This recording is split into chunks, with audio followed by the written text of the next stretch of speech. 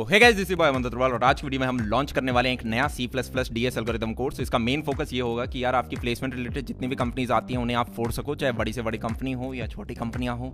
इसके अंदर यार हम 2 फेजेस के अंदर इसे लॉन्च कर रहे होंगे। जो फेज 1 होगा वो टोटली प्लेसमेंट ओरिएंटेड होगा कि भाई वो 70 घंटे का पढ़ के आप किसी भी कंपनी को फोड़ सको। जो फेज 2 होगा वो टोटल कोडर्स के लिए यार कि हमें तो कॉम्पिटेटिव कोडिंग में और डेप्थ में जाना है, कूदना है, ठीक है, आप प्लेसमेंट से आगे जा रहे हो वहाँ पे, तो वो फेज 2 में हम अपलोड कर रहे होंगे। ये जो कोर्स आपका बनाया गया है यार, ये 5 फैकल्टी द्वारा बनाया गया, जिसमें से 2 माइक्रोसॉफ्ट की हैं, एक गूगल का है, एक आरसीसीएम का है, ठीक है, एक जीएस की है। और सिमिलरली आपका वेबडी का जो कोर्स है यार उसके अंदर भी फाड़ो बंदा है, ठीक है, जीसॉक उसने फोड़ रखा है। तो इस कोर्स के अंदर यार आप यहाँ पे जैसे देख सकते हो हमने सबसे पहले इंडेक्स बना रखा है। आपको ब्रीफ ओवरव्यू दे देता हूँ जहाँ पे हमने हर एक सब टॉपिक क्या पढ़ाने वाले हैं। मार्केट के अंदर यार अगर कोई तुमसे 20,000 लेता है, 30,000 लेता है, 50,000 लेता है, चाहे लाख रुपए ले ले, वो इतना लेवल का कंटेंट नहीं डाल सकती। हमने क्वालिटी प्रोडक्शन में एनिमेशन इंट्रोड्यूस करी है जो इंस्टीट्यूट्स नहीं करते हैं, जिससे कि आपको थ्योरी कॉन्सेप्ट अच्छे से समझ में आए। नंबर ऑफ क्वेश्चंस भी हम ज़्यादा सॉल्व कर रहे होंगे। फेज 2 हमने इंट्रोड्यूस इसलिए किया जिससे कि कॉम्पिटेटिव कोडर्स जो हैं जिन्हें प्लेसमेंट से आगे जाके पढ़ना है उन्हें भी हम सेटिस्फाई कर रहे हों, ठीक है। नीचे अगर आप देखे आओगे तो सारे जितने भी हैं आपके टॉपिक्स हमने कवर किए हैं। ये आपको मैं इंडेक्स थोड़ा सा बस ओवरव्यू दिखा रहा हूँ यहाँ पे। और नीचे आओगे तो भाई फिर मतलब हम पागल ही हो गए, ठीक है। तो ये वाले जो टॉपिक्स हैं यार ये आते भी नहीं हैं पर फिर भी हमने डाल दिए हैं। तो कॉन्सेप्ट हम समझ रहे होंगे यार एनिमेशन के माध्यम से। उसके बाद हम क्वेश्चन प्रैक्टिस करेंगे और हर वीडियो के डिस्क्रिप्शन बॉक्स में आपको कुछ नोट्स मिल रहे होंगे जिसमें आपके एडिशनल एक्सरसाइजेज होंगी या फिर आपके नोट्स होंगे उस वीडियो से रिलेटेड। तो शुरुआत करते हैं शानदार कोर्स का। रियल लाइफ में अगर हमें किसी व्यक्ति से कोई काम कराना होता है तो एक सेट ऑफ इंस्ट्रक्शंस हम उसे देते हैं जो कि एक कम्युनिकेशन लैंग्वेज के माध्यम से दिया जाता है। जैसे कि अगर मैं और आप अभी बात कर रहे हैं तो हम हिंदी लैंग्वेज में बात कर रहे हैं, हम इंग्लिश में भी बात कर सकते हैं। पर अगर हमें एक कंप्यूटर या लैपटॉप या मोबाइल डिवाइस से काम करवाना है तो हमें सबसे पहले कम्युनिकेट करना होगा। अब अंग्रेजी और हिंदी तो यार इसे समझ में आती ही नहीं, इसे समझ में आता है बाइनरी विच इज़ 0 and 1। भैया 0 1 ही क्यों? इसलिए यार क्योंकि हमारे लैपटॉप और कंप्यूटर इलेक्ट्रिकल डिवाइसेस होते हैं। और क्या मैं बोल सकता हूँ कि यार जब सर्किट के अंदर करंट जा रहा होगा तो उसे हम +1 से रिप्रेजेंट कर दें, और जब सर्किट के अंदर कोई करंट नहीं जा रहा तब हम उसे 0 से रिप्रेजेंट कर दें। या फिर इसे ऐसे समझो कि जब डिवाइस हाई वोल्टेज डिटेक्ट कर रही है तो उसे +1 से रिप्रेजेंट करती है, या फिर जब लो वोल्टेज डिटेक्ट कर रही है तो उसे हम 0 से रिप्रेजेंट करते हैं। तो ऐसे में मान लो कि 0 से 9 जो हमारे रियल लाइफ में डेसिमल्स होते हैं, 0 को we can represent with 0 in binary, decimal का 1 we can represent with 1 in binary, decimal का 3 we can represent with 1 1 in binary, decimal का 4 we can represent with 1 0 0 in binary, और इसी प्रकार से हम आगे जाते जाते हैं। ऐसे ही ABCDEFG स्पेशल कैरेक्टर्स जितनी भी चीज़ें हैं हम उन्हें 0 और 1 के कॉम्बिनेशंस में कंप्यूटर को समझा सकते हैं। अब ऐसे में आपके दिमाग में एक चीज़ आएगी, भैया ये तो बहुत कॉम्प्लिकेटेड लग रहा है, कल को मुझे अगर 2 नंबर का एडिशन भी करना है 53 + 72 तो इसको तो 0 1 लिखने में ही बहुत समय लग जाएगा। तो मैंने कहा यार यहाँ पे हमारी अंदर आती हैं हाई लेवल लैंग्वेजेस जो कि हमें हेल्प करती हैं। कैसे? इस कोर्स में जो हाई लेवल लैंग्वेज हम सीख रहे हैं वो है C++। तो C++ में हम अपना कोड लिखते हैं यार, और वो कंपाइलर अंदर एक बैठा होता है जो कि उस C++ कोड को बाइनरी फॉर्मेट में कन्वर्ट कर देता है जो कि कंप्यूटर को समझ में आता है। तो जनाब यहाँ से शुरुआत होती है हमारे कोडिंग सफ़र की। अब आपने बातें करना तो सीख लिया, हमें उसे कुछ सेट ऑफ इंस्ट्रक्शंस भी देने। इंस्ट्रक्शंस देने के लिए यार हमें प्रोग्राम करना पड़ेगा। So we are using C++ as a language to give commands और instructions to the computer to perform something. क्या ये चीज़ हमें समझ में आ रही है? एक एग्जाम्पल लेते हैं। अब डे टू डे लाइफ में अगर मुझे कोई काम एग्जीक्यूट कराना है तो हमें उसके लिए एक सेट ऑफ इंस्ट्रक्शंस देते हैं जिसे हम अभी एक फ्लो चार्ट से समझेंगे। सबसे पहले मैं शुरुआत करूँगा, स्टार्ट। मुझे कुछ रॉ मटेरियल चाहिए जैसे कि मैगी, मसाला और पानी। उसके बाद कुछ बर्तन चाहिए और एक स्टोव चाहिए जहाँ पर मैं गैस जला सकूँ। नेक्स्ट स्टेप होता है कि हम पानी, मैगी और मसाला उस बर्तन के अंदर डालते हैं। उसके बाद हम उसे बॉईल करते हैं और हम बार बार बीच में चेक करते हैं कि क्या मैगी बन गई है। अगर मैगी नहीं बनी होती तो हम कहते हैं चलो और बॉईल करो, और अगर मैगी बन गई है तो हम बोलते हैं चलो अब गैस बंद करो। उसके बाद अब खाते हैं, सर्व करते हैं मैगी और हमने एग्जिट कर दिया अपना फ्लो चार्ट। सिमिलरली जब आप कंप्यूटर को कोई कोड समझाना चाहते हो तो कोड लिखने से पहले यार हम उसे एक फ्लो चार्ट के माध्यम से समझते हैं, जिससे कि हमें पता चले कि ओके रियल लाइफ से कंप्यूटर्स कितना सेम हमारा सिमिलर कम्युनिकेशन यहाँ पे हो रहा है। Find the sum of any two given numbers. सबसे पहले हम शुरुआत करेंगे, हमें 2 नंबर चाहिए, तो क्या मैं यूज़र से 2 इनपुट ले लूँ, नंबर 1 एंड नंबर 2। उसके बाद मुझे उनका एडिशन करना है, तो मैं एक sum equal to num1 plus num2, यहाँ पे सम मेरा एक नया वेरिएबल है जिसके अंदर इन दोनों की एडेड वैल्यू स्टोर हो रही होगी। उसके बाद हम प्रिंट करना चाहते हैं, दिखाना चाहते हैं, आउटपुट दिखाना चाहते हैं अपने डेस्कटॉप पे ऊपर, तो क्या मैं बोल दूँ प्रिंट सम। सिमिलरली सूडो कोड क्या होता है, जैसे कि हमने यहाँ पे ये फ्लो चार्ट बनाया है, इसी को जब हम स्टेप वाइज लिखते हैं कि पहले आपने स्टार्ट किया, फिर आपने इनपुट लिया, फिर आपने कैलकुलेट किया सम, फिर प्रिंट सम किया, फिर एग्जिट किया, इसे हम बोलते हैं सूडो कोड। अब थोड़े अच्छे एग्जाम्पल देखते हैं। तो अब हम देखने वाले एक और question to make a flow chart and pseudo code. And हमारा क्वेश्चन ये है कि we have to find the maximum of 3 given numbers. तो फ्लो चार्ट के लिए सबसे पहले हम ले लेंगे इनपुट ABC। ठीक है, ABC हमारे 3 नंबर्स हैं जिनमें से हमें उनका मैक्सिमम फाइंड करना है। तो हम क्या करेंगे यार, सबसे पहले हम कंपेयर करेंगे किन्हीं भी 2 नंबर्स को। ठीक है, तो यहाँ पे मैंने कंपेयर कर लिया A और B को और मैं चेक करूँगी कि क्या A मोर देन B है। तो ये जो है ये हमारा क्या है, डिसीजन बॉक्स जिसमें हम कंपेयर कर रहे हैं। तो डिसीजन बॉक्स के 2 आउटपुट हो सकते हैं, या तो येस या फिर नो। तो अगर A मोर देन B हुआ तो हमें मिल जाएगा यस। तो यस पे फिर जाके हम चेक करेंगे कि क्या A C से भी बड़ा है। अगर C से भी बड़ा है तो मतलब हमारा A मैक्सिमम हो गया, तो हमने A को प्रिंट कर दिया। अगर ये यहाँ पे A C से बड़ा नहीं होता, मतलब कि A B से तो बड़ा है लेकिन C A से भी बड़ा है, तो हमारा C मैक्सिमम हो गया, है ना। तो हमने यहाँ पे C जो है प्रिंट कर दिया। अब यहाँ पे वापस आते हैं इस तरफ, सेम चीज़ चल रही है इस तरफ भी। अगर A लेस देन B हुआ तो यहाँ पे हम येस की जगह हम नो वाली साइड आ जाएंगे, है ना। और फिर यहाँ पे हम कंपेयर करेंगे B और C को। अगर B C से भी बड़ा हुआ तो हम प्रिंट कर देंगे B, और अगर नहीं तो हम प्रिंट कर देंगे C, एंड लास्ट में एग्जिट। तो यार ये हो गया हमारा flow chart to check the maximum of 3 numbers. यहाँ पे एक ये नई चीज़ देखी है आपने कि डिसीजन बॉक्स क्या होता है। और अगर आप इसका सूडो कोड देखें, सूडो कोड में भी हम यही चीज़ कर रहे हैं, start and then read A, B and C and then compare if A is more than B। अगर ये है तो आप क्या करो, फिर A और C को कंपेयर करो। If A is more than C then print A, वरना एल्स का मतलब वरना प्रिंट C। और यहाँ पे अगर ये चीज़ ट्रू नहीं होती है तो हम यहाँ इस वाले एल्स में आएंगे। तो यहाँ पे हम क्या करेंगे, B को कंपेयर करेंगे C से, और अगर ये ट्रू आता है तो हम प्रिंट कर देंगे B, और अगर ये फॉल्स आता है तो हम प्रिंट कर देंगे C एंड एग्जिट। ठीक है, तो अब देखते हैं एक और क्वेश्चन, और ये क्वेश्चन है कि हमें फाइंड करना है कि if a given number is prime और नॉट। तो प्राइम नंबर्स आप लोगों को पता होंगे, प्राइम नंबर्स वो नंबर्स होते हैं जिनके सिर्फ 2 डिवाइसेस होते हैं, एक वो नंबर खुद और एक 1।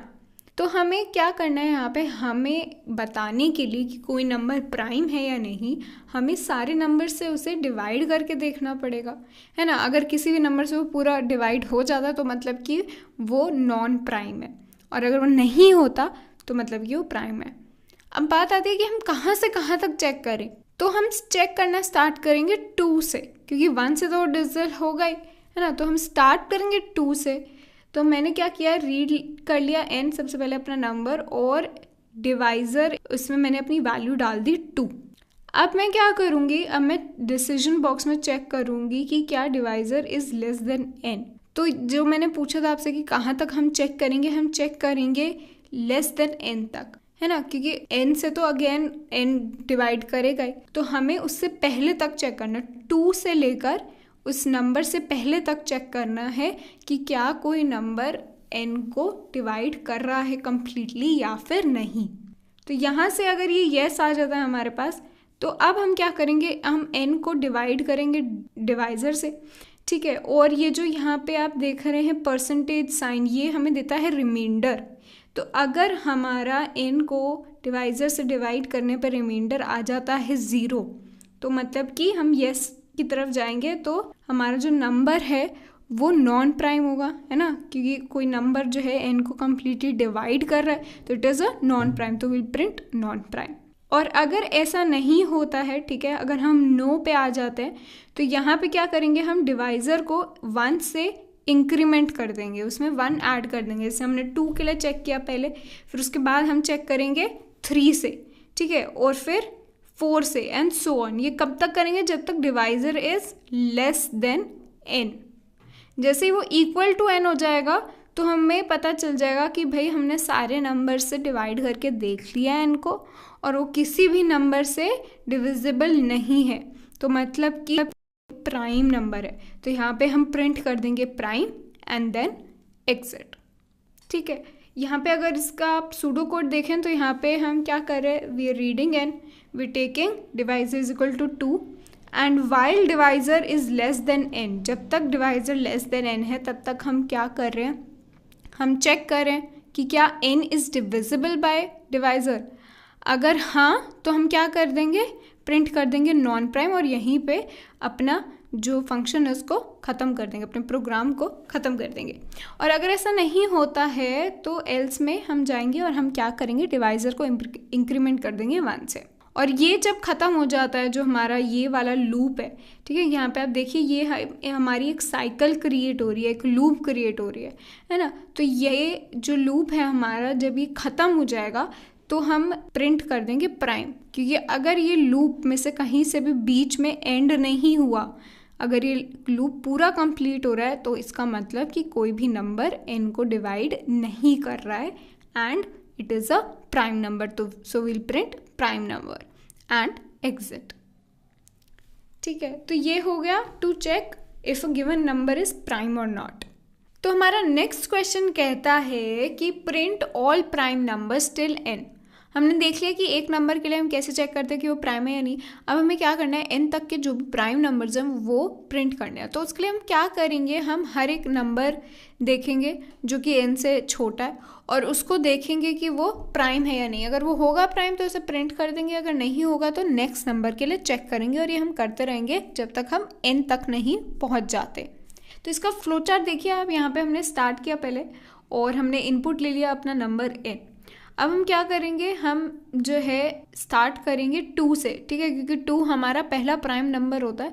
तो 2 से हम स्टार्ट करेंगे और हम चेक करेंगे कि ये जो नम है, ये जिसको हमने 2 वैल्यू दिए, क्या वो मोर देन n है। क्योंकि हमें कब तक चेक करना है, हमें चेक करने नंबर सारे जब तक वो less than equal to n हो। तो जैसे ही मोर देन n हो जाएगा तो हम एग्जिट कर जाएंगे, ठीक है। तो अगर नहीं है तो हम क्या करेंगे, हम एक डिवाइज़र ले लेंगे, ठीक है, जिसको हमने वैल्यू दी 2 और हम चेक करेंगे कि क्या वो नम से कम है। अगर हाँ है तो नम से डिवाइड करके देखेंगे उस डिवाइज़र को, ठीक है। तो आप ये वाला जो लूप देख रहे हैं आप, ये वाला लूप वही है जो हमने लास्ट वाले क्वेश्चन में लगाया था, it's the exact same one. और ये लूप क्या कर रहा है, ये हमारा चेक कर रहा है कि नम है वो एक प्राइम नंबर है या नहीं, ठीक है। तो यहाँ पे अगर यहाँ से हमारा जो रिमाइंडर आता है डिवाइड करके नम को डिवाइज़र से, अगर वो 0 नहीं आता तो हम क्या करेंगे, डिवाइज़र को +1 कर देंगे और हमारा लूप जो है ये चलता रहेगा। अगर यहाँ पे जो रिमाइंडर है वो 0 आ जाता है, ठीक है, जो नम है वो डिवाइड हो जाता है किसी पर्टिकुलर नंबर से, तो मतलब कि हमारा num is not a prime number, क्योंकि किसी नंबर से पूरा डिवाइड हो रहा है ना। तो हम यहाँ पे क्या आ जाएंगे, यहाँ पे हम क्या कर देंगे, नेक्स्ट जो नम है उस पर जंप कर जाएंगे, ठीक है। तो जैसे ये हमने पहले 2 के लिए चेक किया तो हमें पता चल गया कि वो तो प्राइम है। चलो हमने 4 के लिए चेक किया, ठीक है, 4 का हमें मिल गया कि 2 जो है 4 को डिवाइड कर रहा है। तो हम क्या कर देंगे, हम यहाँ से बाहर निकल के और नम इज इक्वल टू नम +1 कर देंगे, तो फिर 5 हो जाएगा नम। और फिर हम दोबारा चेक करेंगे कि क्या नम n से कम है या इक्वल टू है। अगर है तो हम सेम चीज़ रिपीट करेंगे, अगर नहीं तो हम एग्जिट कर जाएंगे अपना, ठीक है। अब यहाँ पे दूसरी चीज़ कि यहाँ पे अगर पूरा लूप जो है ये ख़त्म हो जाता है और जो डिवाइज़र है वो नम के इक्वल हो जाता है। इसका मतलब कोई भी नंबर जो है वो नम को डिवाइड नहीं कर पाया पूरा, और नम इज़ अ प्राइम नंबर। तो यहाँ पे हम क्या कर देंगे, हमें प्राइम नंबर्स को प्रिंट करना है ना, तो हमने प्रिंट कर दिया नम को, एंड देन हम जंप करेंगे to the next num, and then again we will check कि वो n से ज़्यादा तो नहीं है। ठीक है, तो ये हमारे पास एक ये बड़ा लूप है, ठीक है, जहाँ पे हम सारे नंबर्स जो हैं 2 से लेके n तक को चला रहे हैं, और उसके अंदर एक छोटा लूप है, इस बड़े लूप के अंदर एक छोटा लूप है जहाँ पे हम चेक कर रहे हैं कि कोई भी नम प्राइम है या नहीं।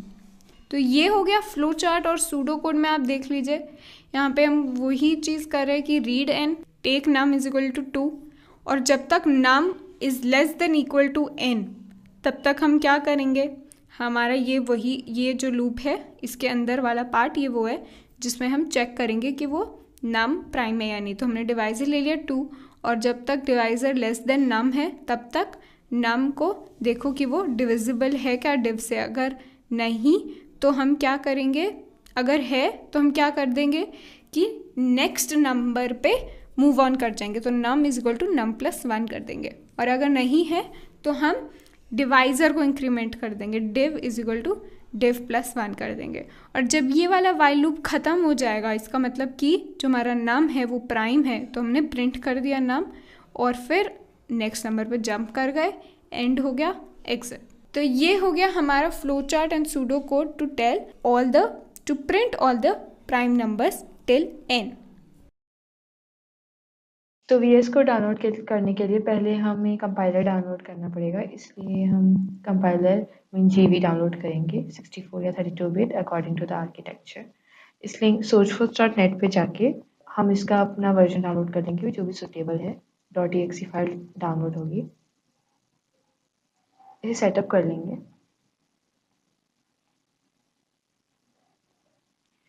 लास्ट में पाथ चेंज कर सकते हैं या फिर सेम रहने दे सकते हैं। मैं सी प्रोग्राम फाइल्स में ही रखूँगी इसे, क्योंकि मैं जब एनवायरनमेंट वेरिएबल सेट करूँगी तो यही पाथ इंक्लूड करने वाली हूँ उसमें। मैं लास्ट नेम चेंज कर दूँगी इसका।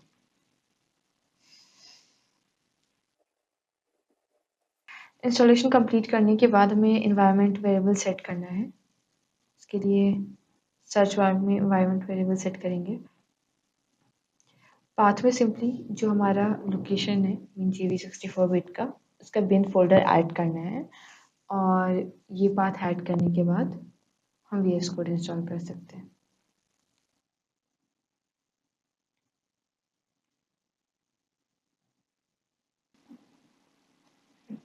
डाउनलोड होने के बाद लिंक को इंस्टॉल कर लेंगे, जैसे इंस्ट्रक्शन दिए हैं फॉलो करके। कुछ चेंज नहीं करना है, यहाँ पे अपने आप पाथ वेरिएबल में ऐड कर देगा। एक बार ये काम हो जाए तो हम एक सिंपल सा कोड लिखते हैं VS कोड में, हेलो वर्ल्ड का। यहाँ से आप एक्सटेंशंस एंड प्लगइन्स ऐड कर सकते हैं। एक्सटेंशंस पे जाके मैंने C++ की प्लगइन्स इंस्टॉल किए, कोड रनर और C++ इंटेलिजेंस का। ये कोड लिखते हैं।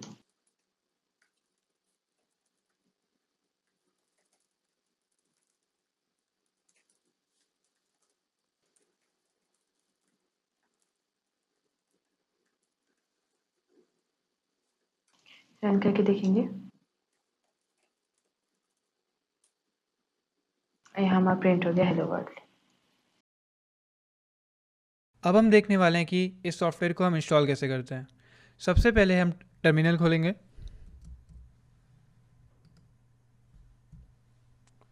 टर्मिनल में टाइप करेंगे G++, जो कि C++ का एक कंपाइलर है। अभी आपसे परमिशंस मांगेगा, तो इसमें इंस्टॉल पे क्लिक करेंगे। जो भी टर्म्स एंड कंडीशन है उन्हें एक्सेप्ट करेंगे। अभी हमारा सॉफ्टवेयर डाउनलोड हो रहा है, तो बगल में हम क्या कर लेते हैं, VS कोड को इंस्टॉल कर लेते हैं जब तक ये डाउनलोड हो रहा है। तो VS कोड को इंस्टॉल करने के लिए हम गूगल क्रोम खोलेंगे और सर्च करेंगे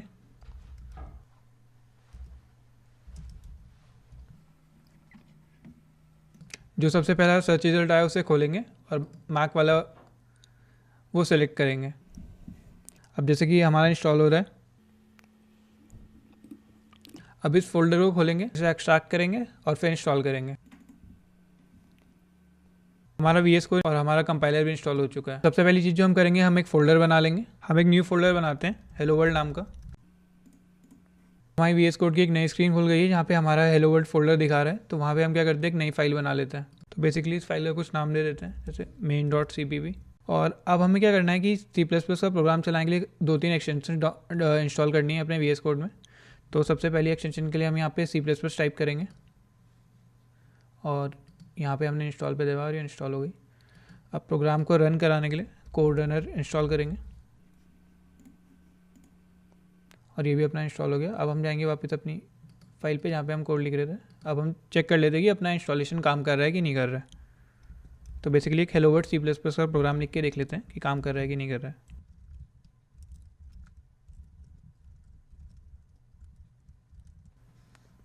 यहाँ पे रन कराने का ऑप्शन आ रहा है तो हम नॉर्मली रन पे क्लिक कर देंगे।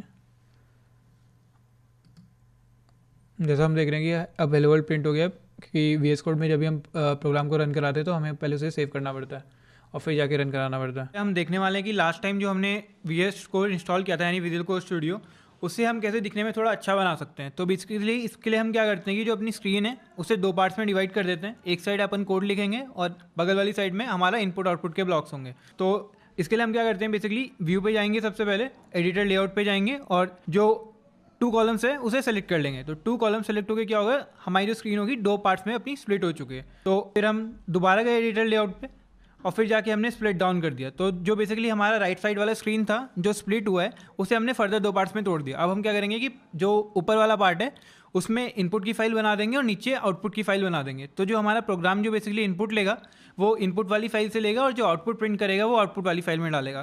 तो हम क्या करते हैं, हमने राइट साइड टॉप पे क्लिक करा और Ctrl+N दबाया बेसिकली नई फाइल खोलने के लिए। तो हम एक फ़ाइल बना लेते हैं हम input.txt नाम की। सेम चीज़ हम नीचे वाले में करते हैं और output.txt नाम की फ़ाइल बना लेते हैं। अब जब हमारी 2 फाइल बन चुकी है तो अब यहाँ पे हम अपना इनपुट डाल सकते हैं जो भी हमें डालना है और यहाँ पे हमारा आउटपुट आ जाएगा। तो बेसिकली क्या करना पड़ता है कि हमें थोड़ा कोड लिखना पड़ता है जिससे जो कंपाइलर है उसे पता लग सके कि मुझे इस फाइल से इनपुट लेना है और इस फाइल में मुझे आउटपुट करना है। तो अब हम वो कोड देख लेते हैं। तो बेसिकली लिखते हैं कि सबसे पहली लाइन में हम हेडर फाइल को इंक्लूड करेंगे। तो हेडर फाइल हो गई हमारी IO स्ट्रीम। अगली लाइन में हम लिखते हैं यूजिंग नेम स्पेस std।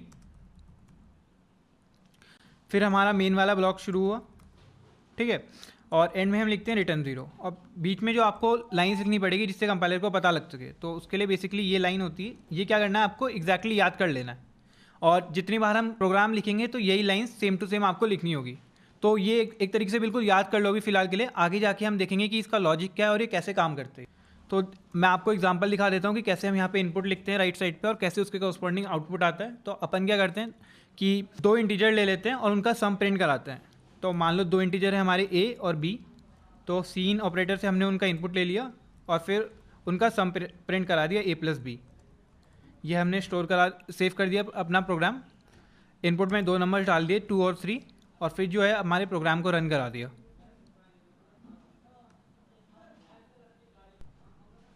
तो आप देख सकते हैं कि output.txt में अपना आउटपुट आ गया जो कि आना चाहिए 5। 2 + 3 को ऐड करके बेसिकली 5 आएगा। तो 5 हमारा आउटपुट में आ रहा है।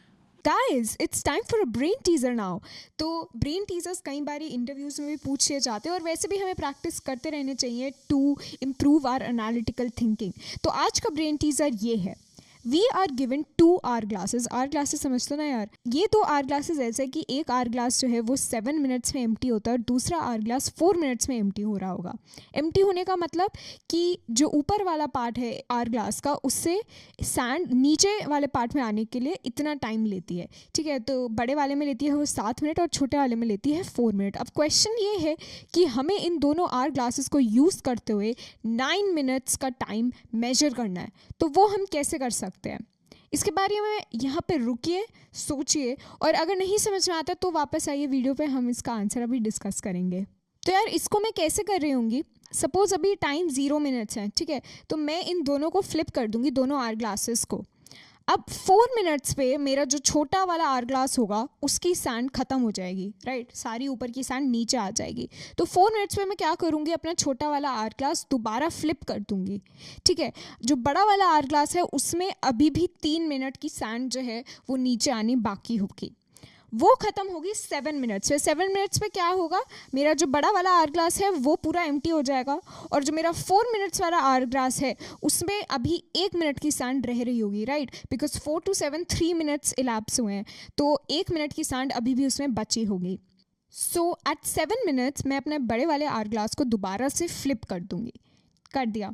अब 8 मिनट पे क्या होगा, 8 मिनट पे मेरा जो आवर ग्लास है छोटा वाला वो दोबारा एम्प्टी हो जाएगा, और मेरा जो 7 मिनट वाला आवर ग्लास है उसमें सिर्फ 1 मिनट की अभी सैंड नीचे गिरी होगी। 8 मिनट पे यार मैं क्या करूँगी, मेरा जो बड़ा वाला आवर ग्लास है ना उसको दोबारा फ्लिप कर दूंगी, इस टाइम पे छोटे वाले को नहीं, बड़े वाले को ही। तो उससे क्या होगा कि जैसे कि मैंने बोला मेरे बड़े वाले आवर ग्लास में अभी 1 मिनट की सैंड अभी सिर्फ नीचे गिरी होगी, तो अगर मैं उसको फ्लिप कर दूंगी तो उसको वापस नीचे आने में 1 मिनट लगेगा। अभी तक हमारे 8 मिनट जो हैं वो कवर हो चुके थे, और इसमें एक और मिनट मैं मेजर कर लूँगी कि जैसे ही वो सैंड नीचे आ जाएगी 1 मिनट वाली, तो मैं कह सकती हूँ कि मेरा एक और मिनट इलैप्स हो चुका है। तो ऐसे 8 + 1 हो जाएगा 9, एंड दैट्स हाउ हम 9 मिनट यहाँ पे इन दोनों आवर ग्लासेस को यूज़ करके मेजर कर पा रहे होंगे। So this is a very famous brain teaser, and I hope आप लोगों को समझ में आया। और ब्रेन टीजर्स हमने नीचे PDF में ऐड कर रखे हैं along with more questions on pseudo code and flow chart, तो उनको ज़रूर ट्राई करना है यार। And that's all for this video, thanks for watching, bye bye, take care.